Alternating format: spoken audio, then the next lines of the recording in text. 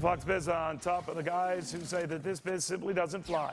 Missouri now the last of what has become the 15 states planning to sue over the reform bill. With me now, two attorneys general leading the charge, Michigan's Mike Cox and Utah's Mark Shurtleff. Gentlemen, welcome to both of you. General Cox, to you first. Uphill battle here? I don't think so, Neil. It's never before has government been so unprecedented in its scope. Literally, never before has the President and Congress tried to regulate and say that you have to buy a product as a price of being an American citizen. And that's literally what's happened here.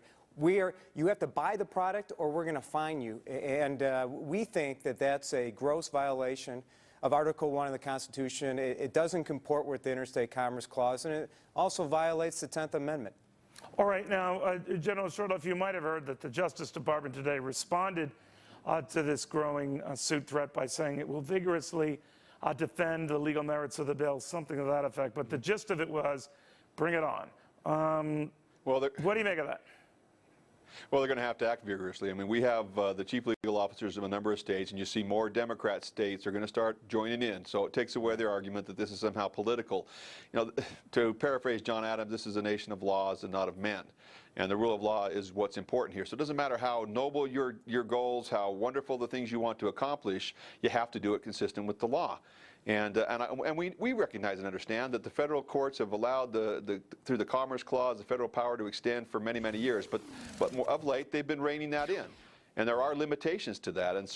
And we believe in this case, they're clearly, what they did was beyond their constitutional authority and directly in violation of the 10th Amendment, the rights of individuals and states. All right, now, I'm no constitutional lawyer. In fact, I'm not a lawyer. But I did watch a lot of episodes of Perry Mason. So one of the things I heard, and General Cox, you might respond to this, when defending this, at least when I was in Washington, some of the Democrats had said to the effect, look, a lot of states force you to have auto insurance, and that is all to the good, because if they didn't, then everyone pays more if it was not thrust upon them. This is simply a bigger version of that, and all to the general public's good if it can put a cap on cost. What do you say? Well, Neil, quite simply, we license people to drive autos, but I can choose not to drive an automobile, and they can't tell me I have to pay automobile insurance.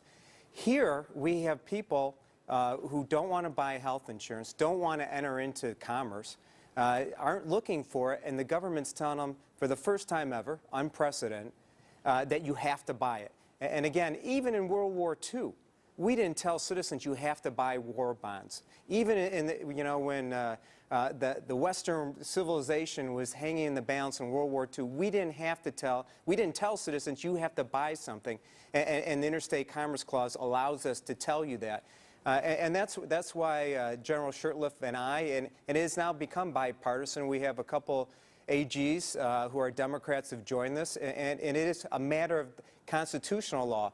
Well, I understand it's actually one Democrat, right? The fellow out of Louisiana, if I'm not mistaken. Right. Okay.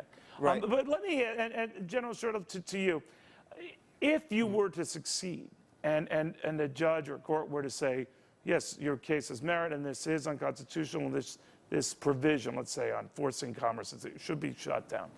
Is the whole thing shot down? Is the whole health care plan? Arlise Wheel was telling our producer not too long ago, our legal here, that, yeah, that would be the case. The whole shebang is gone.